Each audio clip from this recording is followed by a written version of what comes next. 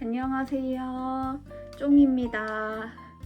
오늘은 구독자분들께서 요청해 주셨던 주택관리사 자격증 과목별 학습법 관련해서 제가 직접 느끼고 경험했던 부분들을 알려드리는 영상 컨텐츠로 준비를 해보았습니다. 주택관리사 자격증 취득을 위해 학습하시고 있는 분들에게 조금이나마 도움이 되셨으면 좋겠고, 이 영상은 지극히 저의 개인적인 의견이라는 점 꼭 참고 부탁드립니다. 우선 이 영상을 보시는 분들의 학습 시기는 정말 다양할 거라고 생각이 됩니다.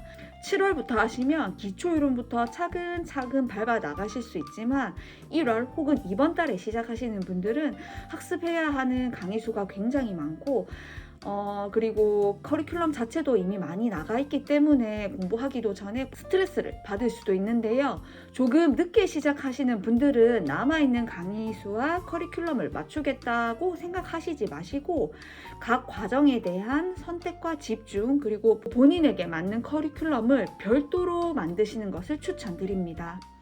아시다시피 주택관리사 시험은 1차는 절대평가, 2차는 상대평가로 진행이 되는데요.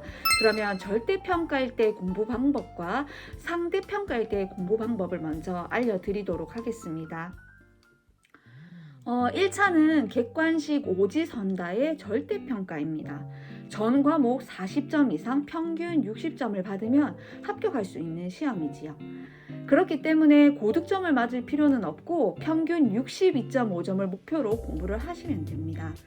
현재 모의고사가 진행되고 있는 걸로 알고 있는데요. 문제를 풀 때 정답률이 80% 이상, 확실한 부분은 실수를 하지 않도록 공부를 하셔야 하고 50% 정도의 헷갈리는 부분은 80%까지 끌어올리셔야 됩니다. 그리고 이 30% 정답률을 보이는 파트는 시험이 임박했을 때는 과감하게 버리는 용기도 필요합니다. 왜냐하면 1차는 62.5점만 받으면 되니까요. 제가 왜 60점인데 62.5점으로 말씀을 드리냐면 혹시나 마킹 실수를 했을까봐 이제 62.5점이라고 말씀을 드리는 거고요. 그렇기 때문에 제가 항상 강조드리는 말이 있습니다. 선택과 집중 꼭 잊지 마시길 바라고요. 2차는 상대평가인데 객관식 24문제 그리고 주관식 16문제가 나옵니다. 말 그대로 각 과목 40점 이상 그리고 선발 인원 범위 내에서 고득점자 순으로 합격을 시킵니다.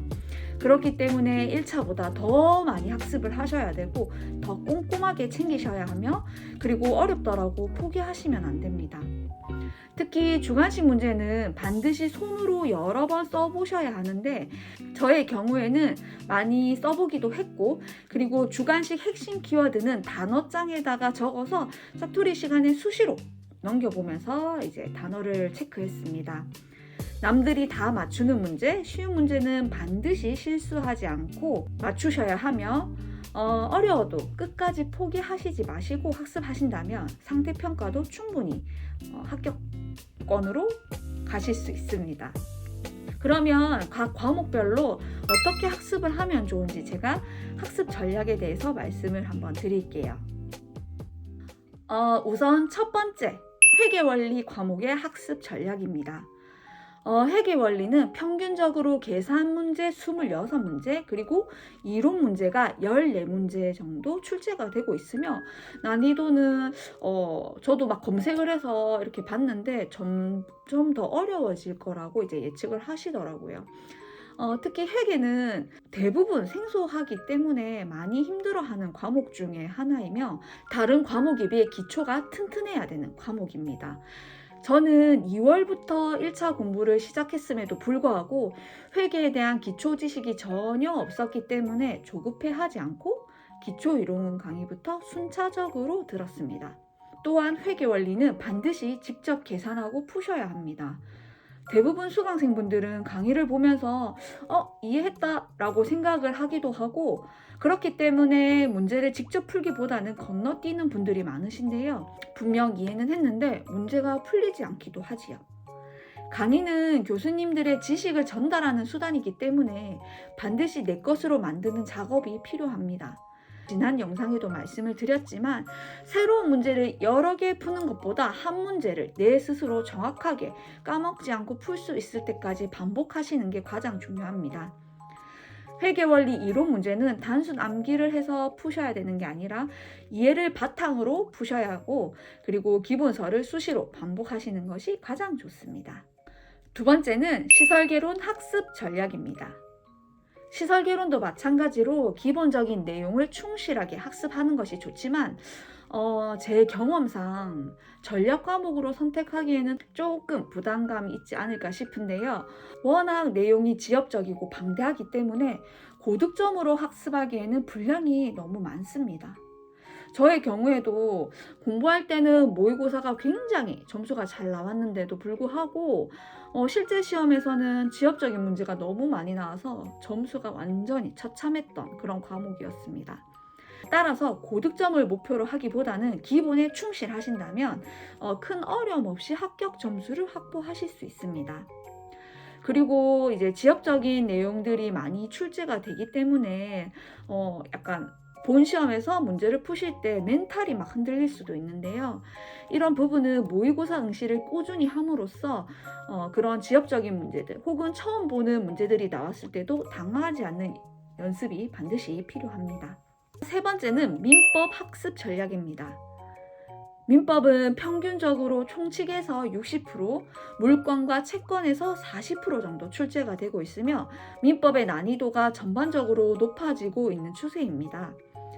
특히 법을 공부하시는 분들이 많지 않기 때문에 법률 용어를 확실하게 알아가시는 것이 좋으며 문제 유형은 법조문, 판례, 사례로 출제되기 때문에 이해를 바탕으로 한 기본서 정독이 정말 중요합니다. 기출지문은 여러 번 보시는 것을 추천을 하지만 개인적으로 요약서를 보는 것은 저는 추천하지는 않습니다. 왜냐하면 시험에는 요약된 지문이 나오는 것이 아니라 법조문과 판례 그리고 사례가 나오기 때문입니다. 따라서 저는 개인적으로는 이제 시험 당일 때까지 기본서로 복습하시면 충분히 합격 점수가 나올 겁니다. 민법은 학습을 하시더라도 점수가 잘 나오지 않고 혹은 더디게 올라가기 때문에 개인적으로 좀 스트레스를 받을 수 있는 과목인데요. 저는 민법이 영어 과목과 유사하다고 생각을 합니다. 우리가 영어를 학습을 할 때 단어를 외우고 그 다음 문장을 해석하고 짧은 지문을 보고 그 다음 응용 문제로 이렇게 단계별로 나아가고요. 점수 또한 계단식으로 올라가는데요. 민법도 학습할 때 법률 용어를 먼저 보시고 그 다음에 조문, 판례 그리고 문제를 풀어 나가는 방식으로 학습을 하시면 좋고, 그리고 한번 탄탄하게 학습을 하신다면 어려운 지문이 나오더라도 점수에 큰 변동 없이 합격 점수 혹은 전략 과목으로도 하실 수 있습니다. 네 번째로는 주택관리 관계 법규입니다. 관계 법규의 경우 암기해야 되는 부분이 많고 그리고 굉장히 다양한 법을 다루는 과목입니다. 제가 알기로는 총 13개의 법을 다루지만 주택법, 공동주택관리법, 건축법 총 3개의 법령에서 약 60% 정도 문제가 출제가 되고 나머지 10개의 법에서는 한 문제 혹은 두 문제씩 출제가 되기 때문에 학습해야 되는 양은 많지만 문제 문항수가 작고 상대의 평가이다 보니까 포기도 사실 어려워서 막막해질 수 있는 과목이라고 생각이 듭니다. 암기해야 될 사항은 단순 암기보다는 이해를 바탕으로 암기를 하셔야 오랫동안 유지가 되고 암기한 부분은 그냥 넘어가시지 마시고 문제를 통해서 적용 능력을 키우시길 바랍니다. 또한 주관식 문제는 반드시 손으로 써봐야 합니다. 저는 이전에 제 영상을 보신 분들은 아시겠지만 너무 이게 많이 써서 손목이 진짜 칼로 찌르는 듯한 아픔을 많이 느꼈고 그래서 항상 파스를 붙이면서 공부를 했거든요. 그 정도까지는 아니더라도 반드시 써보시면서 학습을 하시고 그리고 해보시면 아실 거예요. 눈으로 보는 것과 손으로 써보는 것은 정말 다르기 때문에 꼭 쓰면서 학습을 하시고 그리고 점수가 나오지 않는다고 하더라도 절대 조급해 하시지 마시고 차근차근 꾸준히 학습하시길 바랍니다. 마지막으로 5번째는요, 공동주택 관리 실무입니다. 관리 실무는 관계법규와 시설개론의 학습 범위와 상당히 많이 겹치기 때문에 두 과목을 확실하게 공부하신다면 도움을 받으실 수 있습니다.